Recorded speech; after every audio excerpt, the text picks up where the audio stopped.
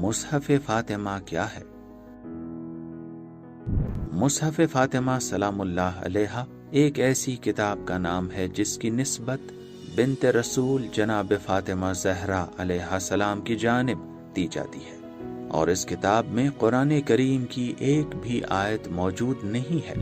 اہل بیت علیہم السلام سے منقول روایات کے مطابق اس کتاب میں مستقبل کی پیشن گوئیاں اور وفات رسول اکرم صلی اللہ علیہ وآلہ وسلم کے بعد رونما ہونے والے واقعات کا بھی ذکر ہے۔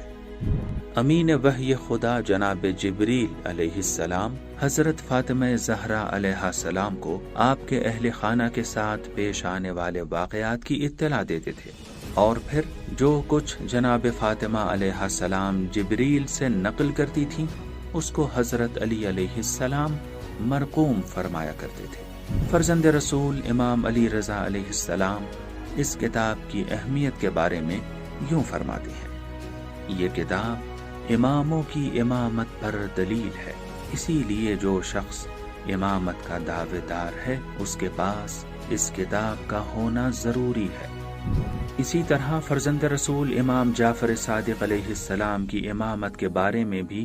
یہ بات نقل ہوئی ہے کہ آپ نے مصحف فاطمہ علیہ السلام کو اپنی امامت پر بطور دلیل پیش کیا تھا،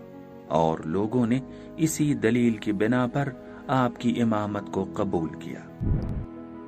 چونکہ یہ کتاب ہر امام کی امامت پر دلیل ہے اور ایک امام سے دوسرے امام کو وراثت میں ملتی ہے، اسی لیے روایات کے مطابق اس وقت یہ کتاب آخری حجت خدا فرزند رسول امام مہدی علیہ السلام کے پاس موجود ہے،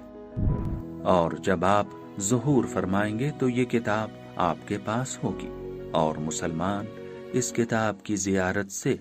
شرف یاب ہوں گے۔